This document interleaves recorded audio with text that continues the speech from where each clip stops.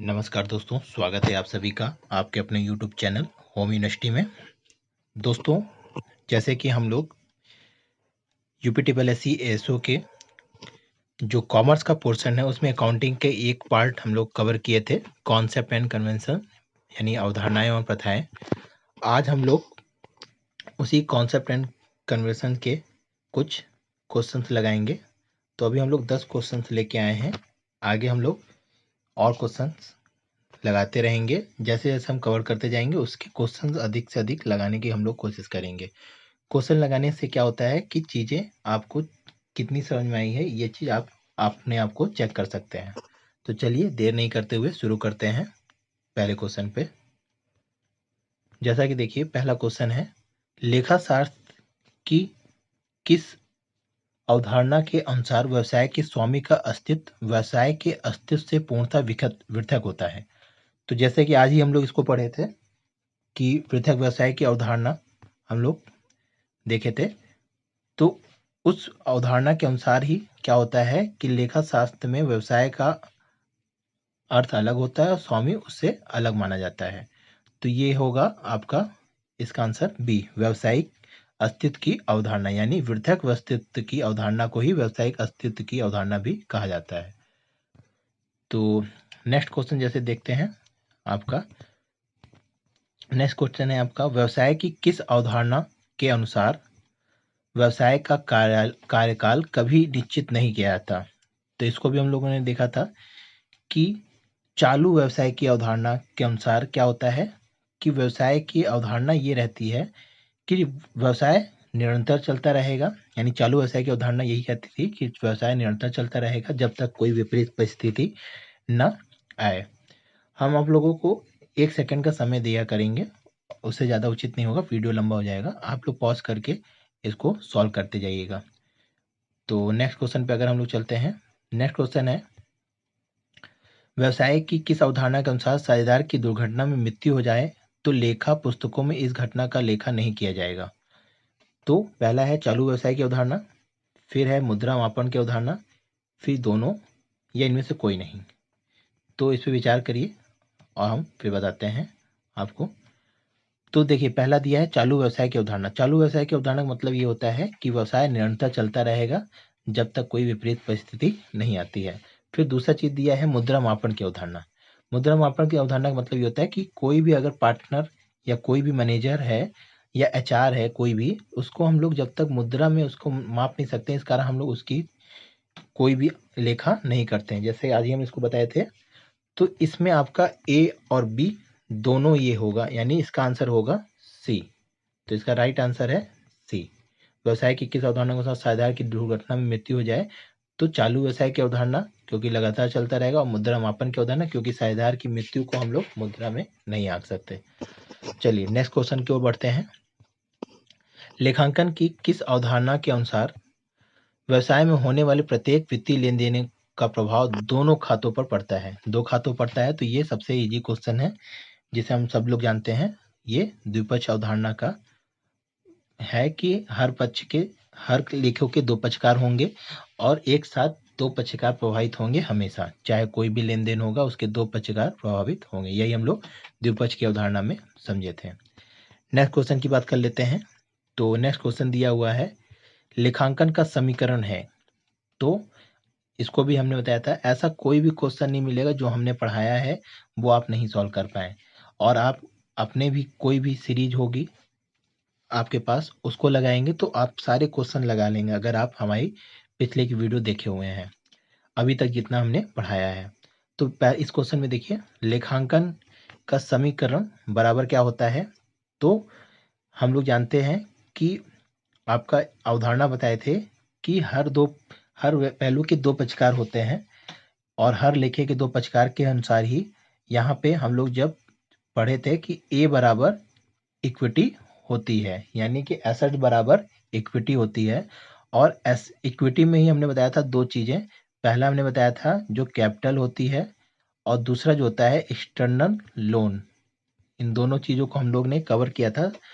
तो हर चीज के दो पहलू होते हैं, पहला एक एसेट्स हो गया, दूसरी तरफ इक्विटी हो गया। तो इक्विटी में एक कैपिटल होती है जो संस्था का मालिक लेके आता है, और एक इक्विटी या एक्सटर्नल लायबिलिटी होती है जो बाह्य ऋणकर्ता द्वारा या ऋणदाता द्वारा दिया जाता है। तो इस क्वेश्चन का आंसर आप लोग बताइए, अब बता दिए हैं। तो इसका आंसर होगा संपत्ति बराबर दायित्व और पूंजी। दायित्व का मतलब यहाँ पे क्या होता है, एक्सटर्नल लायबिलिटीज। चलिए नेक्स्ट क्वेश्चन की ओर बढ़ते हैं। तो आपका है, लेखांकन के प्रत्येक व्यवहार के बाद संपत्ति व दायित्व की बराबरी का संतुलन क्या होता है, बना रहता है। जैसे कि आप लोग अगर अकाउंट में बैलेंस शीट बनाते हैं, तो बैलेंस शीट में जब हम लोग एक तरफ लायबिलिटी और एक तरफ एसेट जब दिखाते हैं, तो यहाँ पे आपका क्या हो जाता है, दोनों तरफ बराबर हो जाते हैं।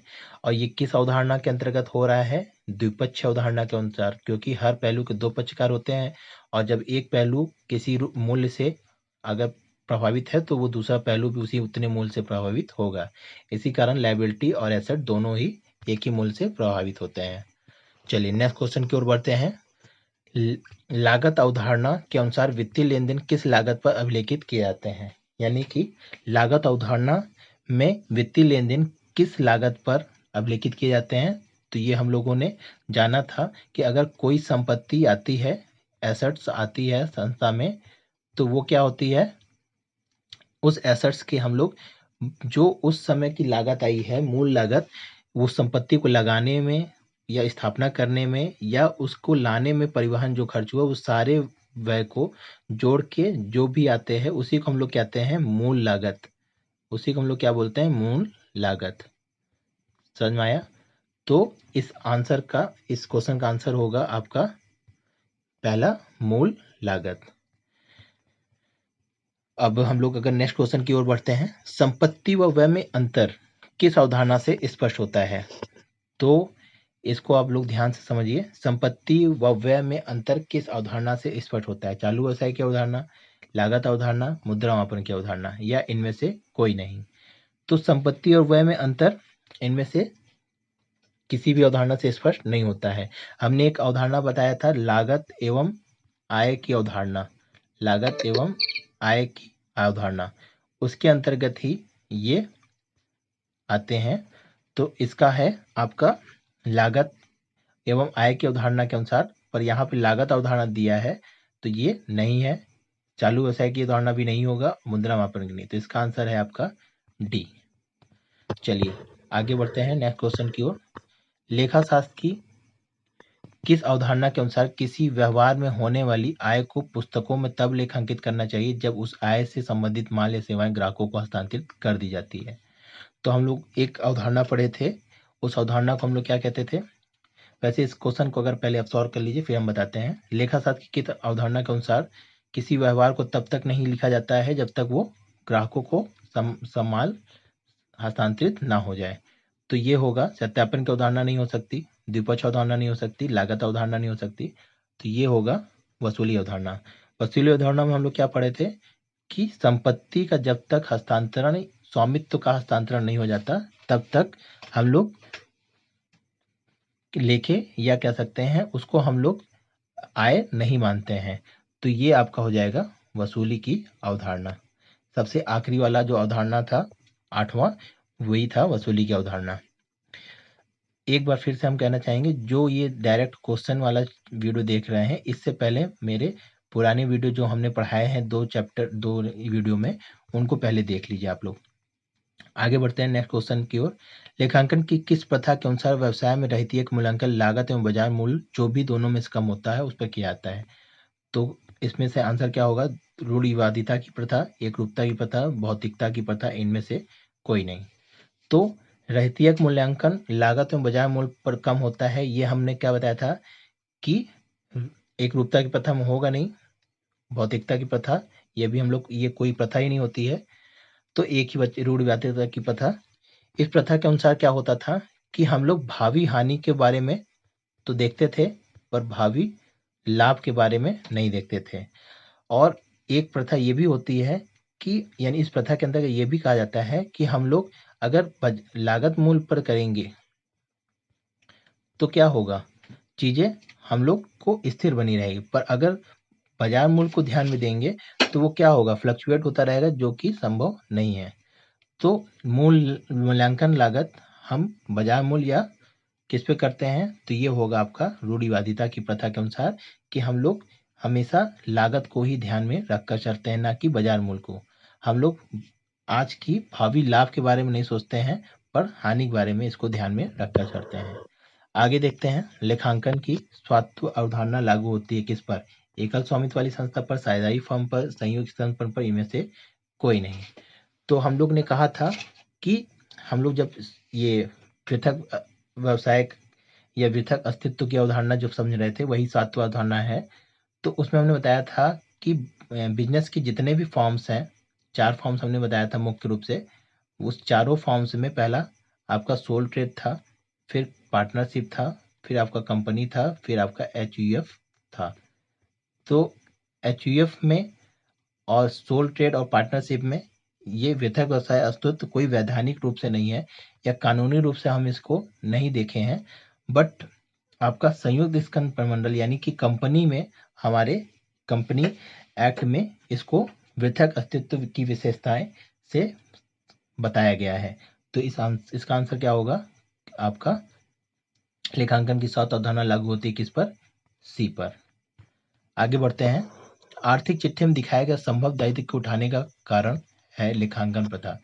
यानी संभव दायित्व मतलब जो आपके ऐसे दायित्व जो जिसके पाने की संभावना अब, या जो अब पाने में हमें अटकलें लगी हुई हैं, वैसे दायित्व को हम लोग संबद्ध दायित्व कहते हैं। तो ये कौन सी अवधारणा के अनुसार होता है, सुसंगठित, रूढ़िवादिता, प्रकटीकरण की प्रथा, या इनमें से कोई नहीं। तो ये होता है रूढ़िवादिता की प्रथा, कि हम लोग भावी हानि के बारे में पहले से सोच के उसके बारे में प्रोविजंस बना लेते हैं। इसे हम लोग प्रोविजन फॉर बैड डेब्ट्स या प्रोविजन फॉर आपके कोई भी जो विशेष दायित्व होते हैं उन पे हम लोग प्रोविजंस पहले से बनाकर रखते हैं। आगे देखते हैं, नेक्स्ट क्वेश्चन की ओर बढ़ते हैं। वसूली अवधारणा कब लागू होती है, जब लेनदार से नगद वसूल हो जाए, जब लेनदार को भुगतान रसीद मिल जाए, जब ग्राहक से आदेश प्राप्त हो जाए, या जब ग्राहक को माल सुपुर्द कर दिया जाए। तो अभी हम लोगों ने कहा था कि वसूली अवधारणा जब किसी माल का स्वामित्व हस्तांतरण हो जाता है तो क्या हो जाता है, माल सुपुर्द माना जाता है, और उसके बदले में हमें कोई वैध प्रतिफल या वैध प्रतिभूति प्राप्त हो जाए, तो वो कहलाता है आपका वसूली अवधारणा के अंतर्गत शामिल किया जाता है। तो इसका आंसर होगा आपका डी। आगे बढ़ते हैं, संपत्तियों में दीर्घकालीन विनियोजन किस अवधारणा का परिणाम है। संपत्तियों में दीर्घकालीन विनियोजन का किस अवधारणा का परिणाम है, लागत अवधारणा, उपार्जन अवधारणा, एक रूपता संबंधी अवधारणा, चालू व्यवसाय की अवधारणा। तो हम लोग दीर्घकालीन विनियोजन किस उद्देश्य से करेंगे, कि हमारा व्यवसाय लंबे समय तक चलता रहेगा और ये हमें बाद में कभी प्रतिफल देगा। अगर ये T0 टाइम है तो T1 टाइम पर कभी कोई आपका वो प्रतिफल हमें देगा। तो ये किस अवधारणा के अंतर्गत आएगा, तो इसका आंसर होगा चालू व्यवसाय की अवधारणा, कि दीर्घकाल में विनियोजन हमें वो लाभ देगा और हमारा व्यवसाय निरंतर चलता रहेगा T1 टाइम तक। आगे बढ़ते हैं, रूढ़िवादिता की प्रथा का अभिप्राय है। तो रूढ़िवादिता की प्रथा क्या अभिप्राय है, संभावित भावी हानियों की व्यवस्था अवश्य की जाए, जब तक उपार्जित ना हो जाए आगम को मान्यता न दी जाए, ए बी दोनों, इनमें से कोई नहीं। तो अभी हमने इसको बताया कि भावी हानि के बारे में हम लोग सोचते हैं और जब तक वो उपार्जित नहीं हो जाता है तब तक हम उसको आगम नहीं मानते हैं। ये एक इसी का यानी कि मेन जो ये जब उपार्जित हो जाती है ना हो जाए तब तक आगम को मान्यता न दी जाए, ये एक होती है लागत एवं आय की अवधारणा, जो हमने 7वां अवधारणा पढ़ाए थे, वो इसको फुलफिल करता है। आगे बढ़ते हैं, इसका आंसर आपका सी होगा, जैसे कि अभी बताया। फिर आगे बढ़ते हैं, समानता स्वीकृत सिद्धांतों का आधार है, मान्यताएं, नियम, प्रमाप या परंपराएं। जो सिद्धांत होती हैं वो स्वीकृत होती हैं किनके अनुसार, जो हमारी मान्यताएं हैं उन्हीं के अनुसार हम लोग इसको करते हैं। प्रमाप वो होते हैं जो हमारे अकाउंटिंग स्टैंडर्ड बोर्ड बनाते हैं या इंटरनेशनल अकाउंटिंग स्टैंडर्ड बोर्ड बनाते हैं। और अभी हम लोग एक लेक्चर में हम लोग स्टैंडर्ड जितने हैं प्रमाप हैं एएस, वो मुख्य एएस के बारे में हम यहाँ चर्चा कर देंगे, इससे भी क्वेश्चन हो सकता है बने। कि किस एएस के अंतर्गत कौन सी चीजें आती हैं और उसका क्या उसमें उल्लेख किया गया है। आगे देखते हैं कि क्वेश्चन दिया हुआ है कि एक कंपनी ने नई मशीनरी खरीदी, तत्पश्चात उस मशीन को फैक्ट्री में स्थापित करने हेतु 10,000 स्थापना व्यय का भुगतान किया गया। यह व्यय होगा पूंजीगत व्यय, आगम व्यय, आस्थगित आगम व्यय, इनमें से कोई नहीं। अभी हम जो नेक्स्ट चैप्टर आपको पढ़ाने वाले हैं, हमने कल ही बताया था कि हम लोग कैपिटल एंड रेवेन्यू एक्सपेंसेस क्या होते हैं उनके बारे में पढ़ेंगे। तो ये उसमें से क्वेश्चन है, तब भी हम आपको इसका आंसर बता देते हैं कि अगर नई कंपनी मशीनरी को खरीदने के लिए कोई भी होता है शुरुआत में, तो वो जब तक उसको स्थापित नहीं कर दिया, जितने भी व्यय होते हैं उसको हम लोग पूंजीगत व्यय के अंतर्गत शामिल करते हैं। तत्पश्चात उसको लगाने के बाद जो भी उस पर खर्च होते हैं, जैसे फ्यूल हो गया, ईंधन हो गया, मरम्मत हो गया, तो वो सब किस में आ जाते हैं, आगम व्यय में आ जाते हैं। आगे बढ़ते हैं। कंपनी के प्रारंभिक व्यय का भुगतान किया जाता है, ये भी आगे के क्वेश्चन है। इसका आंसर आपका जो प्रारंभिक व्यय का भुगतान किया है वो क्या कहलाता है, पूंजीगत व्यय नहीं कहलाता, आयगत व्यय नहीं कहलाता, ये स्थगित आगम व्यय कहलाता है। अभी हम लोग जो नेक्स्ट चैप्टर ही पढ़ने वाले हैं उससे रिलेटेड क्वेश्चन है, तो उसको हम लोग वहां पे सॉल्व करेंगे। आगे देख लेते हैं, कुछ क्वेश्चन और है। निम्नलिखित में लेखा प्रॉपर्टियों में से किसके एक अनुसार विक्रय स्टॉक का मूल्य बाजार कीमत अथवा लागत कीमत दोनों में से जो कम हो उस पे आंका जाता है। तो ये क्वेश्चन रिपीट हो गया, अभी हमने इसको कराया है। तो ये किसके अनुसार है, रूढ़िवादिता की अवधारणा के अनुसार। आगे देख लेते हैं, सुमेलित करने के लिए क्वेश्चन आया है। सूची 1 को सूची 2 से सम्मिलित करना है। पहला है आपका, स्थिर परिसंपत्ति को लागत में से मूल्य ह्रास को घटाकर मूल्यांकित किया जाता है। तो इसका आंसर आपका, स्थिर परिसंपत्तियों को लागत में से मूल्य ह्रास को घटाकर मूल्यांकित किया जाता है। तो ये क्या है, स्थिर संपत्तियों को लागत में से मूल्य ह्रास को घटाकर किया जाता है। ये क्या हो सकता है आपका, पूर्ण प्रकटीकरण, व्यवसाय, महत्वपूर्ण या चुनाव प्रतिष्ठान संकल्पना। फिर है आपका लेखांकन एवं आकस्मिक देयताओं के संबंध में प्रशिष्ट टिप्पणियां। तो हम लोग टिप्पणियां क्यों देते हैं, पूर्ण प्रकटीकरण के लिए देते हैं।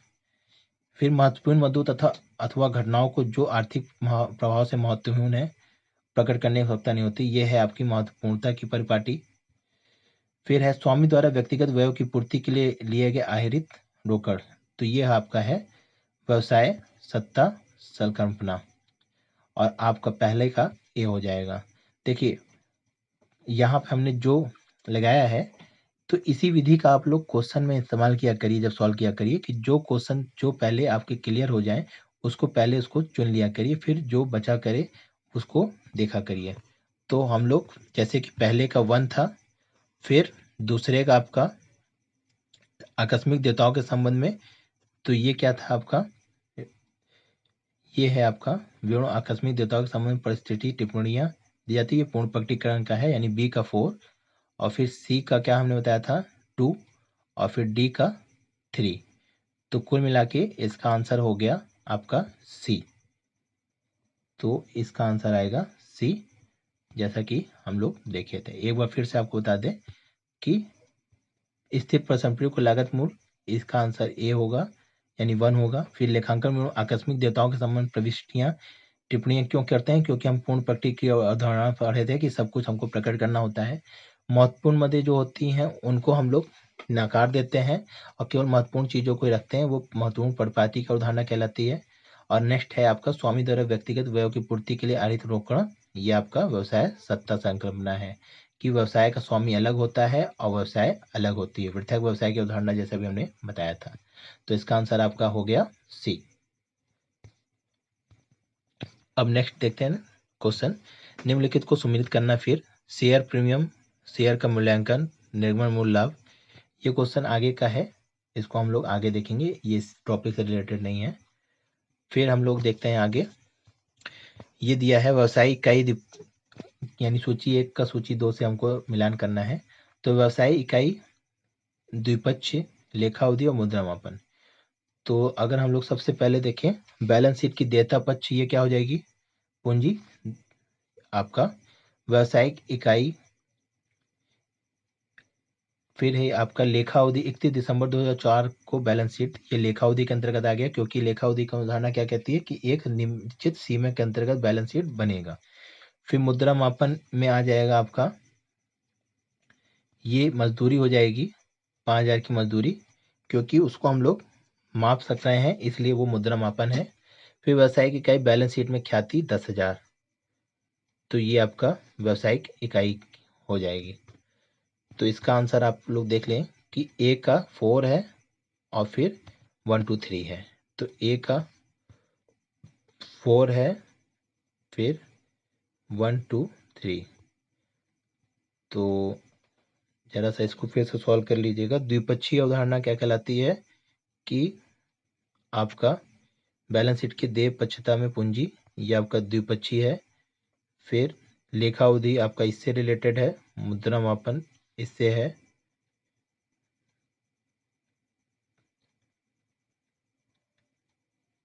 तो इसका आंसर होना चाहिए आपका बी का द्विपक्षीय अवधारणा। बी का 1 है नहीं, बी का 4 दिया हुआ है। बी का 4 और ए का 2। इसका आंसर सी होगा जहां तक द्विपक्षीय अवधारणा के अनुसार। इसका आंसर थोड़ा सा डाउटफुल है, इस क्वेश्चन को हम लोग फिर से देख लेंगे। इसमें थोड़ा सा क्लियरिटी नहीं है, कुछ इसमें चीज़ें छूटी हुई हैं। आगे बढ़ते हैं। देखिए ऐसा नहीं है, इसको हम फिर से करा देंगे।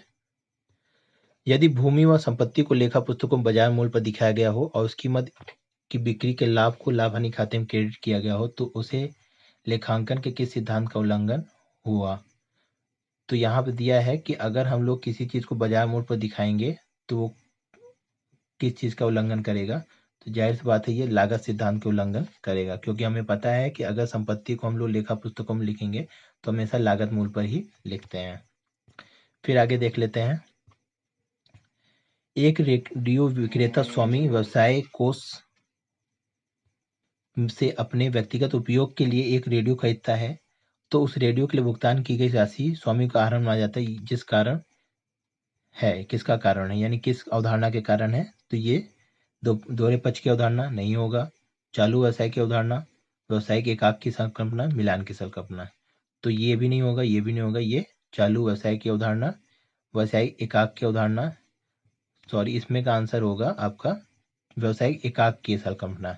चालू व्यवसाय का मतलब निरंतर चलने वाला, पर एकाक का यहाँ मतलब पृथकता से है, क्योंकि यहाँ पे हमने बताया था कि स्वामी अलग होता है और व्यवसाय अलग होता है। तो इसी कारण हम लोग आहरण को स्वामी की चीज में शामिल करते हैं, ना कि व्यवसाय से शामिल करते हैं। आगे देख लेते हैं एक क्वेश्चन और मिलान करने वाला है। द्रव्य मापन अवधारणा का क्या मतलब है कि हम लोग मुद्रा मापन, तो हम लोग मुद्रा में क्या क्या चीज आप सकते हैं। एक सौदे जो लेखांकन में वित्तीय प्रकार के हों, इसका आंसर ये होगा। व्यवसायिक सात अवधारणा मतलब वितरक अस्तित्व अवधारणा, इसका मतलब होगा आपका लागत अवधारणा का मतलब है हर प्रकार की व्यवसायिक संख्या उपयोज्य आधारभूत लेखांकन लागत अवधारणा। द्विपक्ष अवधारणा का मतलब होता है आपका, इसका आंसर होगा ए का आपका है वित्तीय, ए का 4 और सी का आपका 2 और व्यवसायिक संख्या एक हर प्रकार की।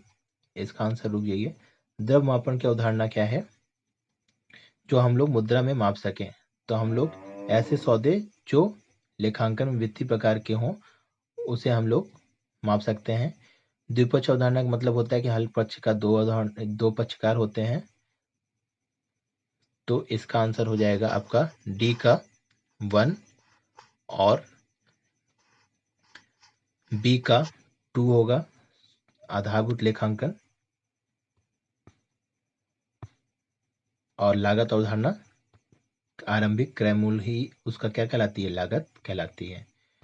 तो इस तरह से ये इसका और ये इसका हो जाएगा। तो इसका आंसर हो जाएगा ए का, इसका हो जाएगा ए।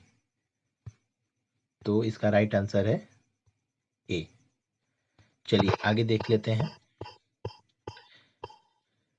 वास्तविक अशुद्ध ऋण के पूर्वानुमान के अनुसार अशुद्ध तथा संदिग्ध ऋणों के लिए जो प्रावधान किया जाता है उसका आधार है प्रकटीकरण की प्रपत्ति, संगठित प्रपत्ति, रूढ़िवादिता की प्रपत्ति, प्रकटीकरण व संगति की परिपाटी। तो कोई भी ऐसा चीज जिसको भावी हानि से हम लोग देखते हैं वो रूढ़िवादी प्रथा की अवधारणा ही कहलाती है। तो इसका आंसर सी राइट आंसर है।